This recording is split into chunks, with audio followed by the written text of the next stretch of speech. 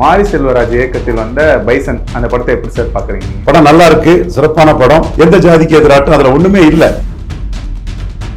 கந்தசாமிங்கிற கேரக்டர்ல வரக்கூடிய வெங்கடேச பண்ணையார குளோரிஃபை பண்ணி தான் அந்த இதை எடுத்திருக்காங்க. பசுபதி பாண்டியன் என் கிளைண்ட் தான். மெட்ராஸ் ஹைகோர்ட்ல நான் தான் அவருக்காக குண்டாஸ் ஆக்ட்ல வாதாடினேன். தமிழ் தேசிய அரசியல்ல நெடுமாறண்ணன் கூட எல்லாம் பசுபதி பாண்டியன் இருந்தாரு. அதெல்லாம் அவங்க காட்டுறாங்க.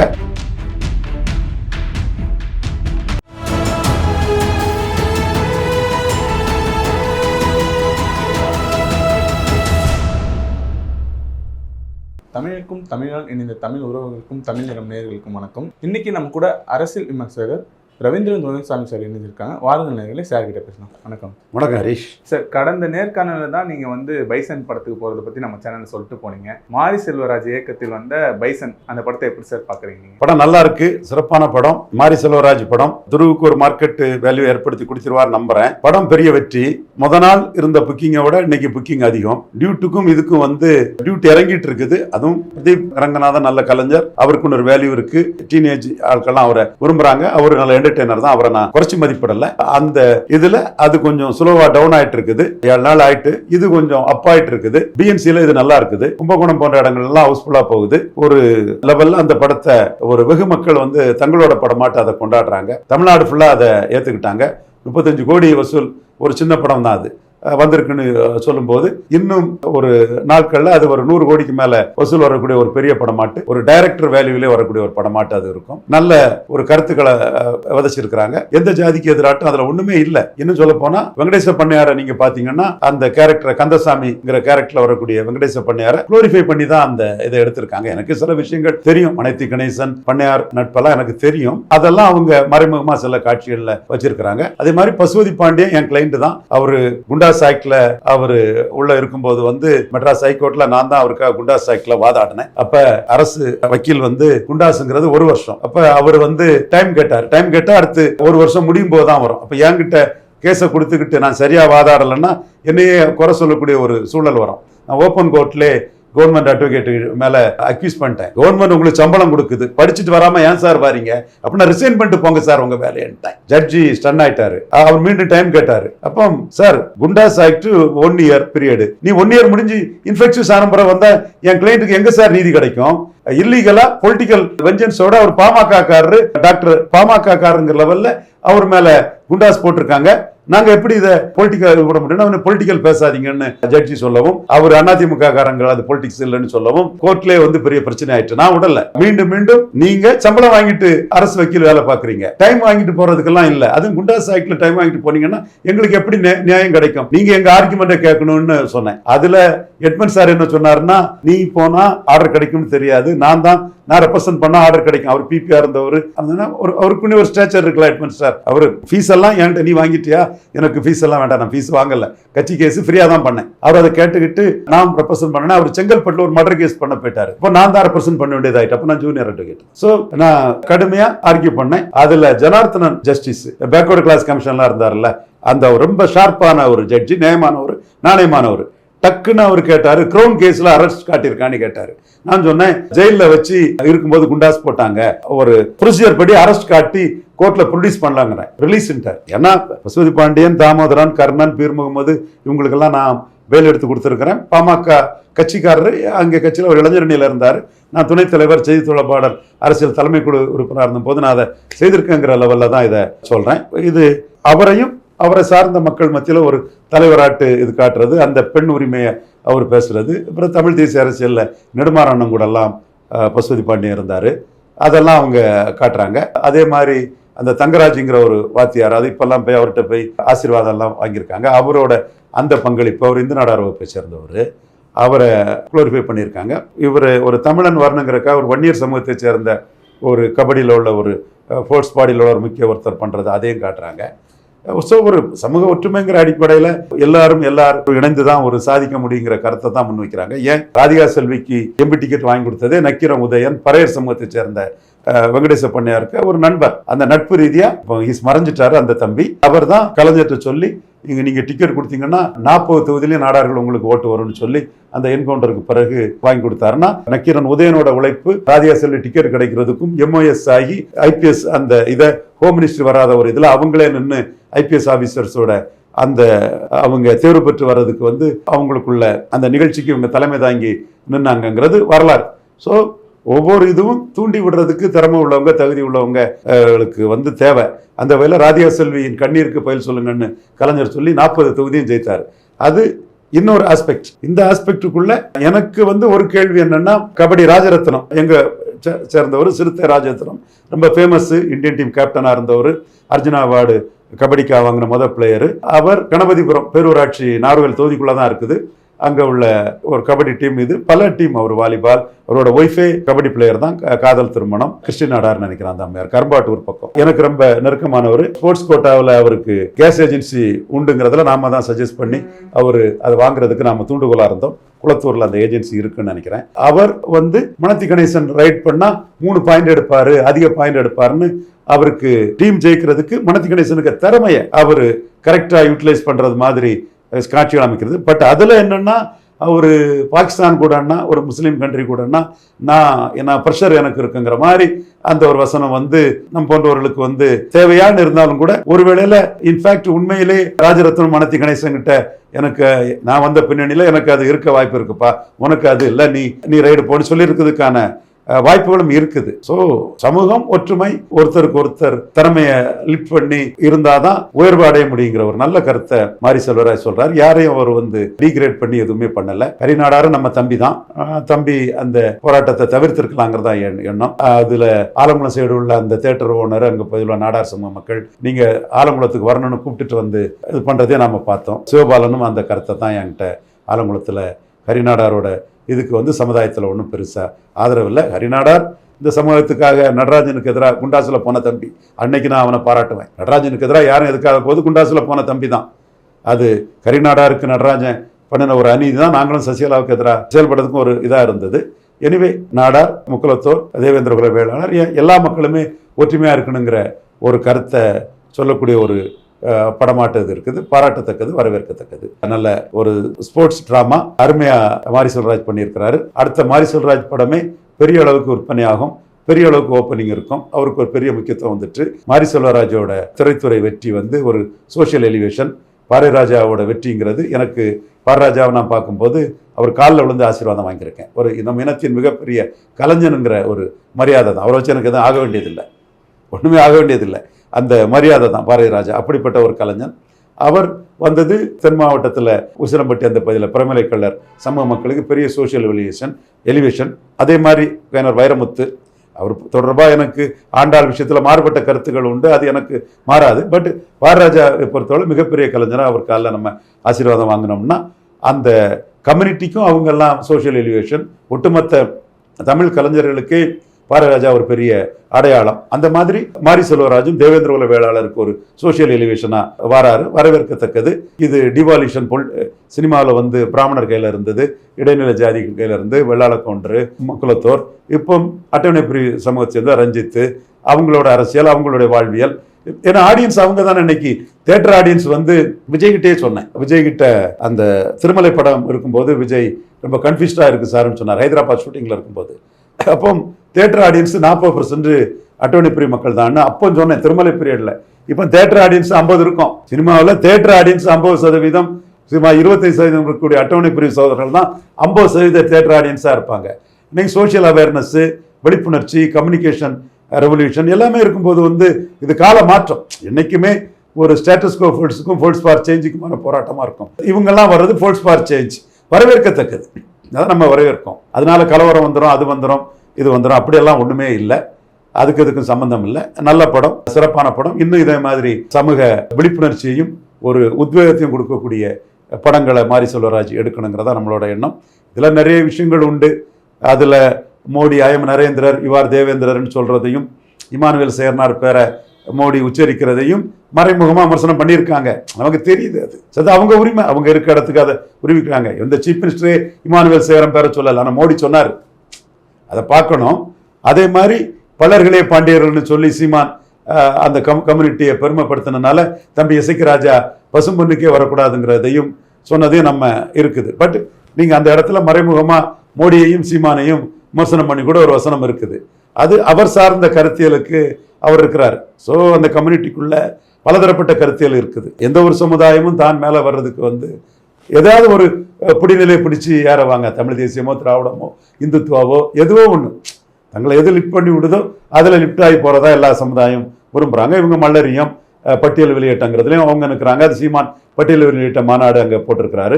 இந்த அன்வர் பாலசிங்கன்னு ஒரு தம்பி எனக்கு தெரிஞ்சவர் இருக்கிறாரு, கிறிஸ்தராஜ் காஞ்சே, அவங்கெல்லாம் வந்து அம்பேத்கர் இடஒதுக்கீடு தான் பெரிய இது கொடுத்துங்கன்னு அவங்க ஒரு கான்செப்டையும் அவங்க கொடுக்குறாங்க. அதில் அன்வர் பாலசிங்கம் சொல்வார், அவர் ஒய்ஃபு கூட படித்த 3 பேரில் அவங்க ஒய்ஃபுக்கு வேலை கிடைச்ச பிறகு எம்பிசி மறவருக்கு வேலை கிடைச்சிது. இந்து நாடார் பிசிக்கு இன்னும் வேலை கிடைக்கல. பிசி வந்து 3 பேரும் ஒன்றா படித்தவங்க, பிசி இந்து நாடாருக்கு வேலை கிடைக்கல. அப்போ அம்பேத்கர் எங்களுக்கு கொடுத்த இதுதான் எங்களுக்கு என் வீட்டில் இதுங்கிறது அவர் கான்செப்ட். ஸோ மாரி செல்வராஜும் இந்த கான்செப்டுக்குள்ள ஒரு படைப்பாளி உள்ள போகணுன்னு கட்டாயம் இல்லை. எல்லாத்தையுமே அரவணைச்சு தன்னோட படத்தை வெற்றிகரமாக கொண்டு வர்றதுக்கு ஒரு நல்ல படைப்பை கொடுத்துருக்கிறாரு. இது அந்த வகையில் வரவேற்போம், பாராட்டுவோம். சரி, விமர்சன ரீதியாக பார்த்தீங்கன்னா இந்த படத்தை வந்து மாரி செல்வராஜ் வந்து போல்டாக எடுத்திருக்காருன்னு சொல்கிறாங்க. நீங்கள் சவுத் அரசியலை நல்லா தெரிஞ்சவர், இதை பற்றி நீங்கள் என்ன சார் சொல்கிறீங்க? இல்லை இதில் ஒன்றும் நெகட்டிவ் காஸ்டிசம் எதுவுமே இல்லை. சொல்லிப்பாட்டியான குளோரிஃபை பண்ணுறாரு, அது அவர் உரிமை. அதை அவர் சேர்ந்தவங்க அதை ஏற்றுக்குவாங்க. சார், அந்த கதாபாத்திர தன்மை அதோட பின்னணி நீங்கள் எப்படி சார் புரிஞ்சுக்கிறீங்க? திறமசாலி எப்படி மேலே வருவான், நேர்மையானவங்க திறமசாலியை ஊக்குவிப்பாங்க, அவ்வளோதான் கான்செப்ட். இப்போ ராதியா செல்வி கலைஞரா டிக்கெட் கொடுத்தாரு, உதயம் சொல்கிறாரு, பரையர் சமூகத்தை சேர்ந்த தம்பி சொல்கிறாரு, நீங்கள் கொடுத்தீங்கன்னா 40 தொகுதிகளிலும் நாடார் கன்சால்டேட் ஆவாங்க, எங்களுக்கு வெங்கடேச பண்ணையார் அட்டையை போட்டாலே விற்குது அப்படின்னு சொல்லும்போது கலைஞர் அதை எடுத்து டிக்கெட் கொடுக்குறாரு. அப்போ அந்த டிக்கெட் கிடைக்கிறதுக்கு கலைஞருக்கு லாபம் வரக்கூடிய அளவுக்கு ராதியா செல்விக்கு டிக்கெட் கொடுக்கறதுக்கு உந்து சக்தியாக இருந்தது பரையர் சமூகத்தை சேர்ந்த சகோதரர் உதயன், நக்கீரன் உதயன். சார், அதே மாதிரி மாரி செல்வராஜ் மேலே ஒரு விமர்சனம் இருக்கு, அவர் ஜாதி சார்ந்தே படம் எடுக்கிறாருன்ட்டு. இந்த படம் மாத்துமா சார் அவருக்கு? அது அவர் உரிமைங்க. அவர் எப்படி படம் எடுக்கிறது நாம சொல்லக்கூடாதுங்க. எப்படி படம் எடுக்கக்கூடாது நாம சொல்லக்கூடாதுங்க. மக்கள் ரசிக்கிறாங்க, ஏத்துக்கிறாங்க. சென்சார் போர்டு இருக்கு, சென்சார் போர்டு அதை சென்சார் பண்றாங்க, வருது. இதுல நம்ம அவர் வெற்றியை பாராட்டணுமே தவிர அதுக்குள்ள நம்ம போட்டு வாதிக்கிறது வேண்டிய அவசியமே இல்லை. வன்னியர் தேவேந்திரர் ஒரு ஜாதி மக்கள், பள்ளர் பறையர் பள்ளி படையாட்சி ஒரு ஜாதி மக்கள் ஒற்றுமை மாநாடு டாக்டர் ராமதாஸ் நடத்தினாரு. நான் கலந்துக்கிட்டேன். அதில் இமானுவேல் சேரனார் மாவட்டம்லாம் நான் அன்னைக்கு தான் பேசினேன். அதெல்லாம் நான் டிஆர் மோகன் அண்ணன் எல்லாரும் கலந்துக்கிட்டோம், ஜான் பாண்டியும் கலந்துக்கிட்டாரு. நான் ரொம்ப சாப்பிட்டா ஒற்றுமையை முன்னிறுத்தியும் பேசினேன், அவங்களுக்குள்ள உரிமைகளுக்காக நான் பேசினேன். இப்ப அந்த கான்செப்டுக்குள்ள அவர் போனாருன்னா அவருடைய திரைத்துறையில வந்து கும்பகோணம், தஞ்சாவூர் இங்கெல்லாம் வந்து பரையர் சமூகம் இந்த படத்தை தங்களோட படமா எம்பரஸ் பண்ணி எடுக்கிறாங்க. அது கிடைக்காது இல்லை. இங்க எல்லாமே இதற்குள்ள ஒவ்வொருத்தரும் யுக்திகள் இருக்குது. கார்த்திக் கொங்கு வேளாள கவுண்டர் அவர் வந்து மறவரா நடிப்பார். அப்போ அந்த படத்தோட வசூல் கேரண்டியா இந்த இந்த பெல்ட்டுக்குள்ளே நின்றோம், அங்கேயும் அவருக்கு நின்றோம் வருஷம். ஸோ எல்லாமே ஒரு கணக்குகள், ஒரு குறியீடுகள் எல்லாமே இல்லை. அந்த இடத்துக்குள்ள இன்னைக்கு இவங்களுக்கு கிடைச்ச வாய்ப்புல இவங்களை சம்பந்தப்பட்ட அரசியலை இவங்க சொல்றது வந்து நியாயமானது, சரியானது. அதை நம்ம ஏற்றுக்கொண்டு போகணுமே தவிர அதை விமர்சனம் பண்றதுக்கு ஒன்றும் இல்லை. சார், ரஞ்சித், மாரி செல்வராஜ் போன்றவர்கள் வந்த பிறகு தமிழ் சினிமா போக்கு எப்படி சார் இருக்குன்னு பாக்குறீங்க? ஃபர்ஸ்ட்ல ஸ்டேஜ் டிராமா பிராமணர்கள் இருந்தாங்க, நாராயணன் கம்பெனி, ஜெமினி, அந்த கொஞ்சம் 4-5 கம்பெனி தான் பெருசா இருந்தது அந்த காலகட்டத்தில். ஒரு இருந்து பிறகு பாரதிராஜாவோட புரட்சி, இளையராஜாவோட புரட்சி. இளையராஜா மியூசிக் தான், அவர் காஸ்ட்டுக்குள்ள போகல. பாரதிராஜா, செல்வராஜ் நாயுடு, அவர் அந்த மண்ணின் மனம், அப்படி அந்த இது எவ்வளவு பெரிய இதுகளை பண்ணாங்க. பாரதிராஜா வெற்றிக்கு பிறகு பாலச்சந்தர் உணர்ச்சி வசப்பட்டு பாரதிராஜா காலில் உள்ளவனு கூட பாலச்சந்தர் பெரிய மனுஷன் அதை பாரதிராஜா சொன்னார் பாருங்க. அப்போ நம்ம பாரதிராஜாவின் வெற்றியை நம்மளோட வெற்றியாக தான் நம்ம பார்த்தோம். அந்த இடத்துக்குள்ள இந்த மண்ணின் மனத்தை காட்டின மகத்தான கலைஞன் பாரதிராஜா, மிகப்பெரிய ஒரு கலைஞன். தங்கர் பச்சான் வந்து வன்னியர் சமூகத்தின் வாழ்வியலை அப்படியே மிகைப்படுத்தல் இல்லாமல், பாரதிராஜாவுக்கு கொஞ்சம் மிகைப்படுத்தல் இருக்கும், தங்கர் பச்சான் மிகைப்படுத்துதல் இல்லாமல் ரொம்ப இயல்பா மலையாள பட பாணியில பண்ணுவார். தங்கர் பச்சா இன்னும் பெரிய உயரம் போயிருக்கணும், அது போகாதது என் போன்றவர்களுக்கு வருத்தம் தான். அந்த மாதிரி இயல்பான ஒரு தமிழ் கலைஞன் தங்கர் பச்சான். அழகி, சொல்ல மறந்த கதை, அதெல்லாம் நம்ம பார்த்து லயிச்சு போயிருக்கிறோம். அப்போ அவர் வாழ்வியலை காட்டுறாரு. இப்போ மெட்ராஸ், எங்க ஊர் மெட்ராஸ், இங்க யார் நாங்கள் மைக்ரேட் ஆக மாட்டோம்னு கூட ரஞ்சித் சொல்றாரு. அவருக்கு உரிமை. நான் மைக்ரேட் ஆகி இங்க வந்து எனக்குன்னு வர இடத்த தேடினவன், நாங்க மைக்ரேட்டே ஆக மாட்டோம், அதுதான் எங்க பெருமைன்னு பரையர் சமூகத்துக்கு பெருமையாட்டு ரஞ்சித் சொல்றாரு. அதுக்கான ரஞ்சித்தை குறை சொல்ல முடியுமா? அவர் உரிமைக்கு அவர் சார்ந்த மக்களோட அந்த நிலைப்பாட்டை சொல்றாரு. ஸோ அவர் கலைஞன், அதை சொல்றது அவருக்கு உரிமை. பட் அந்த கேரக்டர் அதுதான் சொல்லுது, அதான் அவர் சொல்றாரு. அதே மாதிரி ரஞ்சித்தோட வெற்றி, ரஜினி காலா கபாலி எல்லாம் கொடுத்தது ஒரு அட்டோர்னி பிரி சகோதரரை வந்து, காலா அந்த மாதிரி இல்லை, அது அவர் கொஞ்சம் தெளிவாக காட்டியிருக்கலாம். கபாலி அட்டோர்னி பிரி சகோதரரை வந்து திண்டிவனம் பக்கத்தில் பண்ணை அடிமையாக இருந்தவங்க இன்டர்நேஷ்னல் லெவலில் ஒரு பெரிய தாதாவா இது பண்ணும்போது அதில் அம்பேத்கர் கோட்டு போடுறதெல்லாம் போது ஒரு சோஷியல் எலிவேஷனை கொடுக்குது அந்த மக்களுக்கு, அது சோஷியல் எலிவேஷனை கொடுக்குது. அம்பேத்கரை டாட்டு பா ரஞ்சித் அந்த களத்தை அமைக்கிறாரு, அது வந்து ஒரு பெரிய சோஷியல் எலிவேஷனை கொடுக்குது. படமும் வெற்றி பெறுது, அவருக்குன்னு ஒரு ஆடியன்ஸ் வலிமையும் உருவாகுது. ஸோ இதெல்லாம் வந்து 30 ஆண்டு காலத்துக்கு முன்னே இருந்த தமிழகம் இல்லை. இப்போ இன்னைக்குள்ள கம்யூனிகேஷன் ரெவல்யூஷன்லாம் எல்லா மக்கள் மத்தியிலையும் எங்கேயோ கொண்டு போயிட்டு ஒவ்வொரு தலைமுறை வளர்ச்சிங்கிறது ரொம்ப முக்கியமானது. ஆல்ரவுண்ட் டெவலப்மெண்ட், லிபரலைசேஷன் குளோபலைசேஷன்ல ஆல்ரவுண்ட் டெவலப்மெண்ட், எல்லாரும் வளர்றான், அதை நம்ம ஏற்றுக்கணும். அதே மாதிரி சமூக வலைதளங்களில் பார்த்தீங்கன்னா மற்ற இயக்குநர்களுக்கு தாண்டி ரஞ்சித் மற்றும் மாரி செல்வராஜ் போன்றவங்க மேலே ஒரு விமர்சனம், அவங்கள வந்து ஒரு பர்டிகுலராக அவங்கள ஏதாவது ஒரு திட்டி, அவங்க படம் வந்தாலே அவங்க கீழே இவங்க வந்தாலே இந்த மாதிரி தான் படம் எடுக்கிறாங்க, அவங்க திட்டி போடுறாங்க. இந்த ஜென்ரேஷன் பீப்புள் இப்போ வந்திருக்க படத்தை நல்ல வரவேற்பு கொடுத்துருக்காங்களா சார்? இந்த படத்துக்கு கண்டிப்பாக கொடுத்துருக்காங்க. திட்டி போடுறவங்க தப்பு பண்றாங்க. இன்னைக்கு வந்து ஏதோ ஒரு கூட்டம் ஒரு படத்தை பார்த்தா போதும், சினிமா ஆடியன்ஸே கம்மி. சொன்னேன் இல்லையா, அட்டோர்னி பிரி சமூக சகோதரர்கள் சினிமா ஆடியன்ஸில் 40% விஜய்கிட்ட சொன்னேன். தீப்பந்தம் எடுத்து தீண்டாமை ஒளியெல்லாம் சொல்ற போது அம்பேத்கர் இதை எல்லா படத்திலையும் காட்டுங்கிறத சொன்னேன். என்னோட ஒரு உயர் பதவியில் இருக்கக்கூடிய நண்பருக்காக தான் சொன்னேன். கன்ஃபியூஸ்டா இருக்கு சார், என்ன ஆகுமோ ஃபியூச்சர்னு கேட்டார். அப்போ நான் சொன்னேன், உங்களுக்கு மினிமம் கேரண்டி இருக்குது, பெரிய வெற்றி கிடைச்சதுன்னா நீங்கள் சர்வே பண்ணி மேலே தான் போவீங்க. மினிமம் கேரண்டி முக்கியம். மினிமம் கேரண்டிக்கு அட்டோர்னி பிரி மக்கள் படத்தை பார்க்குறது முக்கியம். அம்பேத்கரை குளோரிஃபை பண்ணுங்கள்லாம் நான் விஜய்கிட்ட சொன்னேன். இலவச அட்வைஸ் தான், விஜய்க்காக சொல்லலை, இன்னொரு நண்பருக்காக சொன்னேன். ராமகோபால் ஐயர் விஜய் ஜோசப் விஜய்னு சொல்லும்போது கூட இன்னைக்கும் எல்லாரும் ஒரே மாதிரி பேசக்கூடியவன், அது உங்களுக்கு சினிமாவை பாதிக்காது, அதை பற்றி நீங்கள் கவலைப்படாதீங்கன்னு நானே சொன்னேன். நேற்று சொன்ன ஹெச் ராஜாவே இன்னைக்கு அரசியல் ரீதியாட்டு பேச வேண்டிய சூழ்நிலை இருக்குது. நான் ஏன் நிலைப்பாட்டில் விஜய் பற்றி என்ன சொல்கிறேனோ அதில் தான் எல்லா இடமும் தெளிவாக நிற்பேன். ஸோ இந்த ஆடியன்ஸ் வலிமை இருக்கும் போதே இவங்களுக்கு ஒரு மினிமம் கேரண்டி வந்துடும். இன்னைக்குள்ள சினிமா ஆடியன்ஸில், ஓடிடிபி ஆடியன்ஸில் இந்த மக்களோட வளர்ச்சி வந்து ரஞ்சித்துக்கும் மாரி செல்வராஜுக்கும் மினிமம் கேரண்டியே கொடுத்துருது. படம் நல்லா இருந்தால் எல்லாரும் பார்ப்பாங்க, நல்லபடியாக வரணும், அது நம்ம மாறுபட்ட கருத்து இல்லை. இது ஒன்றும் அவங்களுக்கு மைனஸ் இல்லை, ப்ளஸ் தான். அவங்களும் அதை புரிஞ்சுக்கிட்டு தான் அதை ப்ளே பண்ணுறாங்க. நான் சொன்னேன் இல்லையா, இதில் பசுபதி பாண்டியன் பாமகவில் தான் இருந்தார். டாக்டர் ஐயா தான் அந்த தூத்துக்குடி சம்பவத்துக்கு பிறகு இறங்கி வந்து நின்னாரு. அவர் தான் அந்த இடத்துக்குள்ள ஒரு ப்ரொடெக்டரா நின்னாருங்கிறது வரலாறு தெரியும். பசுபதி பாண்டியன் வந்து பாமக ஆபீஸ்ல தான் இருப்பாரு. விழுப்புரத்துல அவரு கோர்ட்டுக்கு போகும்போது 10-15 வன்னியர் இளைஞர்கள் தான் அவர் கூட இருப்பாரு. இதெல்லாம் மாரி செல்வராஜ் படத்துல ஏன் வைக்கலன்னா, கமர்ஷியல் இதுக்கும் இதை எடுக்கிறதுக்கும் வந்து அவருக்கு உதவாது. இது அதை பறையர் சமூகத்தோட இணைச்சு அம்பேத்கர் இமானுவேல் சேகரன் இது பண்ணும்போது தான் கமர்ஷியல் இதுக்கும் உணவு. நான் தப்புன்னு சொல்ல மாட்டேன். ஒருத்தர் நஷ்டப்படுறதுக்கா தொழில் பண்ணுவாங்க, நான் வெளிப்படையாக தான் பேசுறேன். அந்த வெற்றியை நான் மனசார பாராட்டுறேன். அது ஒரு சோசியல் எலிவேஷனுங்கிறது எனக்கு தெரியுது. நாடார ஆதரிக்கும் குணம் கொண்ட ஒரு ஜாதியா காட்டுறாரு. இப்ப நீங்க இமானுவேல் சேகரன் கூட வேலுச்சாமி நாடார் என்ன சொல்றாரு, வேலுச்சாமி நாடாரை மறந்தோம் என்றால் நாம் நன்றி கொண்டு ஆகிவிடுவோம்னு இமானுவேல் சேகரன் வேலுச்சாமி நாடார், வீரர் வேலுச்சாமி நாடார், முதலமைச்சர் சரித்திரமும் வீரர் வேலுச்சாமி நாடாரும் இவர் தம்பி அன்வர் பாலசிங் எழுதின புக்கு, அவர் தமிழ் தேசியத்துக்கு அது இதா இருக்குன்னு அந்த அவர் விட்டுட்டாரு. அதுல அந்த வார்த்தையை தியாகி இமானுவேல் சேகரனார் வந்து அதை பதிவு பண்றாரு. அப்புறம் அன்வர் பாலசிங்க இது வந்து தமிழ் ஜாதிக்குள்ள இதாகக்கூடாது, வள்ளலாருக்கு இணையான ஒரு ஐயா பசுமன் முத்துராமலிங்க தேவர், வேலுச்சாமி நாடார், தமிழ்நாட்டின் ஓர் முக்தார் எல்லாம் கரெக்டு தான். நம்ம இதை இது பண்ணுனா தமிழ் ஜாதிகளுக்குள்ள விரோத மனப்பான்மை கூடக்கூடாதுன்னு அவர் தமிழ் தேசியத்துக்குள்ள அந்த புக்கை அவர் ஸ்டாப் பண்ணிட்டார். பட் அதுக்குள்ள மண்ணுரிமை இதழில் இமானுவேல் சேகரன் எழுதின கடிதமும் இருக்குது. ஸோ ஒவ்வொரு தன்மைகள் இருக்குன்னு சொல்லும்போது அந்த தன்மைகளை இது பண்ணி நல்ல குணங்கள் யார்கிட்ட இருந்தாலும் அதை ஹைலைட் பண்ணுறதுல தவறே இல்லைங்கிற அடிப்படையில் மாரி செல்வராஜ் தன் படத்தை வச்சிருக்கிறாரு. மீண்டும் சொல்கிறேன், ராதிகா செல்விக்கு அந்த எம்பி டிக்கெட் கிடைக்கிறது காரணம் பறைய சமூகத்தை சேர்ந்த சகோதரர் நக்கீரன் உதயன். சரி, இப்போ பைசன் கூட ரிலீஸ் ஆன டியூட் படத்தையும் நீங்கள் சொல்லியிருந்தீங்க இதுக்கு முன்னாடி. அந்த படத்தில் வந்து கலாச்சாரத்துக்கு எதிராக இருக்குது அப்படின்ற மாதிரிலாம் ஒரு விமர்சனம் இருக்குது. அதை எப்படி சார் பார்க்குறீங்க? அப்படின்னா சார் படத்தை ஆன்டி சென்டிமெண்ட்டும் திரையுலகத்தில் ஏற்றுக்கொள்ளத்தக்கது தான். ஹரிதாஸ் பட கதை என்ன, நம்ம ஒவ்வொரு காலகட்டமும் அந்த விமர்சனங்களும் அதை வரத்தான் செய்யும். இன்னைக்குள்ள மாறும் சூழ்நிலையில் அந்த படத்துக்கும் அதுக்குள்ள ஆடியன்ஸ் அவரை பார்க்குறாங்க. இன்னும் சொல்ல போனால் ஓப்பனிங் 7 நாள் அதுக்கு தான் பெட்டரா இருக்குது. சிட்டிக்குள்ள பிஎன்சி இது பைசன் ஏறிட்டு சிட்டிக்குள்ள இந்த வாரம் தான் பைசன் ஏறும். ஸோ அதுக்குன்னு ஒரு ஆடியன்ஸ் இருக்குது, அது பார்க்குறாங்க. இவர் இப்படி தான் எடுக்கணும்லாம் சொல்லக்கூடிய முடியாது. பிரதீப் ரங்கநாதனுக்கும் ஒரு ஸ்டார் வேல்யூ வந்துட்டு, ஒரு என்டர்டெய்னர். அந்த செல்போன் மாத்திர கதை எடுக்கிறாருன்னா அது அவ்வளவுதான். அதுல என்ன இருக்குது? அவரு வித்தியாசமா திங்க் பண்றாரு பிரதீப் ரங்கநாதன். அதுக்குன்னு ஒரு மினிமம் கேரண்டி வசூல் இருக்குது. சரி, இப்போ நீங்க 2 படமும் பார்த்துருக்கீங்க. 2 படத்தை பத்தி நீங்க விமர்சனம் எழுதியிருந்தீங்க.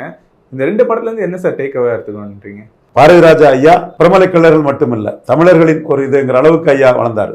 நான் மறுக்க வரல. அது அவரோட தீவிர ரசிகனா. முதல் மரியாதை இதெல்லாம் அண்ணன் சிவாஜிக்கு முதல் மரியாதைங்கிறத நம்ம அன்னைக்கும் அந்த கலைத்திறனை அன்னைக்கு நம்ம வியந்து பாராட்டுறோம். அதே மாதிரி ஒரு கலைத்திறனை ஒரு தேவேந்திரகுல வேளாளர் சமூகத்திலிருந்து மாரி செல்வராஜ் வந்திருக்கிறாருன்னா, மாரி செல்வராஜோட இந்த வெற்றி தேவேந்திரகுல வேளாளர்களுக்கே ஒரு சோஷியல் எலிவேஷன். சினிமா ஒரு பவர்ஃபுல் மீடியா. அந்த மீடியாவுக்குள்ள மாரி செல்வராஜின் வெற்றி இன்னும் பல மாரி செல்வராஜ்களை திரையுலகத்துக்குள்ள கொண்டு வரும், நம்பிக்கையை கொடுக்கும். அந்த நம்பிக்கையும் ஒரு சமூக எழுச்சி தான். அவர் நிறைய உணர்வுகளோடு இருக்கிறாரு. அவர் அதை புரிகிறாரு. மாறி ஒரு சமூகத்தில் ஒருத்தருக்கு ஒருத்தர் விட்டு கொடுத்து புரிந்துணர்வோட போகணுன்னு இருக்கிறாரு. அதே உணர்வு மறவர் சமூக சகோதரர்கள் மத்தியிலையும் வன்னியர் சமூக சகோதரர்கள் மத்தியிலையும் எல்லா சகோதரர்கள் மத்தியிலையும் அந்த உணர்வை செலுத்தி மாரி செல்வராஜ் எதிர்காலத்தில் செயல்படுவார் நான் கருதுறேன். இப்போ நாடார் சமூக மக்களோட அந்த உணர்வை காட்டின மாதிரி மற்ற சமூக மக்களோடையும் அந்த உணர்வை காட்டி அவர் செயல்படணும்னு நான் எதிர்பார்க்குறேன். ஸோ ஒட்டுமொத்த நம்ம நோக்கமே ஒரு பிராக்மேட்டிக் அப்ரோச்சு, கன்ஸ்ட்ரக்டிவ் அப்ரோச்சு, வளர்ச்சிக்காகவும் ஒற்றுமைக்காகவும் இருக்கணும். கண்டிப்பா சார். இந்த நேரத்தில் இணைந்து உங்களுடைய கருத்துக்களை பகிர்ந்தமைக்கு நன்றி சார். நன்றி. இதே போன்று நிகழ்கால அரசியலின் சாரம்சங்களை அரசியல் ஆளுமைகளின் நேர்காணல் வழியே தொடர்ந்து காண தமிழ் நிறம் வலையொலியை சப்ஸ்கிரைப் செய்யுங்கள். தங்களின் மேலான கருத்துக்களை கருத்துளை பெட்டியில் பதிவிடுங்கள். நன்றி, வணக்கம்.